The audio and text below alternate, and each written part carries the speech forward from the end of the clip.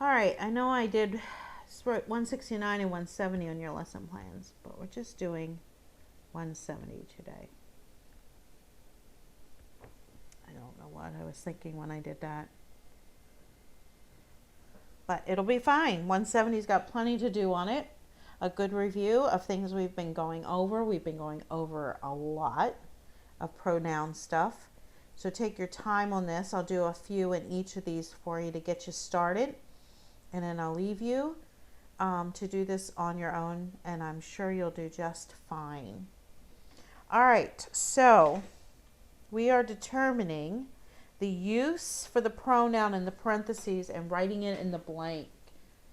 We're going to determine if it's a subject, predicate, nominative, direct object, indirect object, or object of the preposition.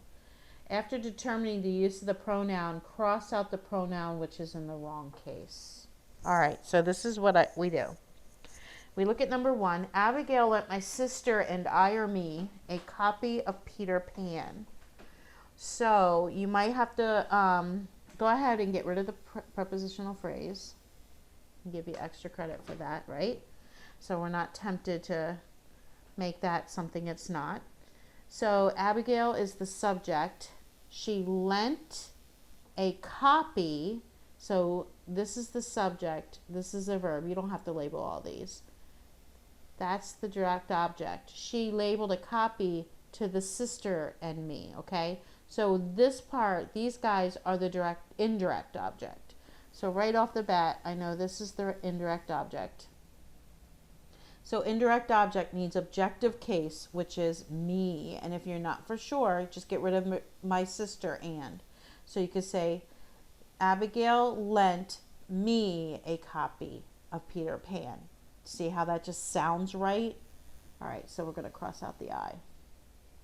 The pastor thanked we or us boys for mowing the lawn, for mowing his lawn. All right, for mowing, that's that is not a prepositional phrase because that's a verb. Got people texting me.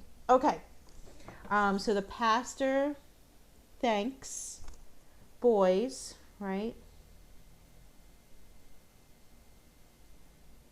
All right.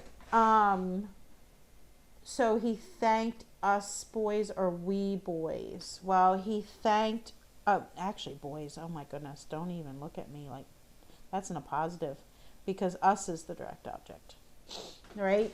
Sorry. Boys isn't a positive. So the pastor thanked we or us. Well, first of all, direct objects need objective case, and you can almost hear that it's us. And this was the direct object. I'm going to do one more. I don't know if I'm helping you. Sorry. I'm all over the place, aren't I? All right, that's the way my brain operates. I'm halfway through my water. I'm trying to drink 32 ounces of water. I do these lessons, and I'm halfway through it. I'm just not enjoying water, but I'm trying to be good. All right. So is it he or him who keeps complaining about the noise? About the noise is a prepositional phrase. Okay. Let's make it a statement. It is he or him who keeps complaining. Okay. So it is he or him is the main part of the sentence here. It is the subject actually. Is. And so he or him is renaming it, right? It is him or he. So we hear him, but this is a predicate nominative. We have a linking verb here. It is him or he. Predicate nominative needs to be nominative case. You could almost flip it and say he is it or him is it. So then you would know you need the he, you need the nominative case, and this is a predicate nominative. All right, one more, and then I promise I'll be done. The library gave he or him and she or her some cards to be filled. So the librarian gives cards, direct object, to he and she or him and her. All right, so these guys are the indirect object.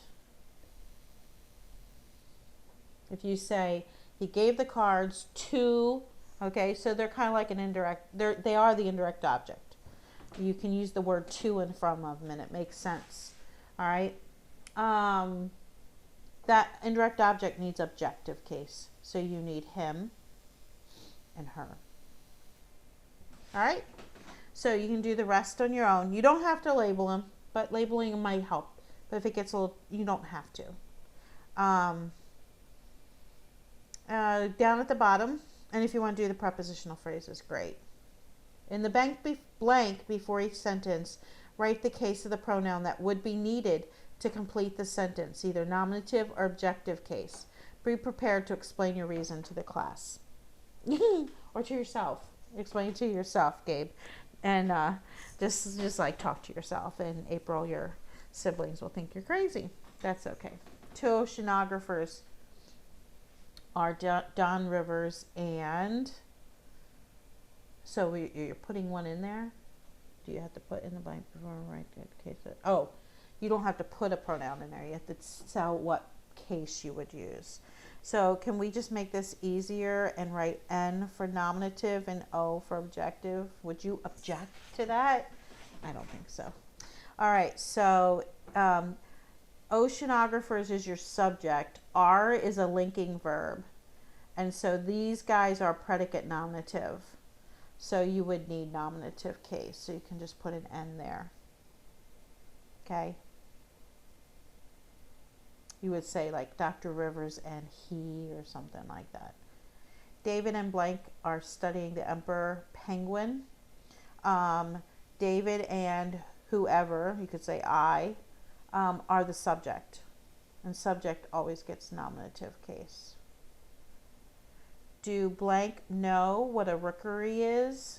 Do you know what a rookery is? Well, you can be objective or nominative, so let's figure it out. You would say you do know. So you is the subject. So this pronoun here is acting as the subject, which is always nominative case.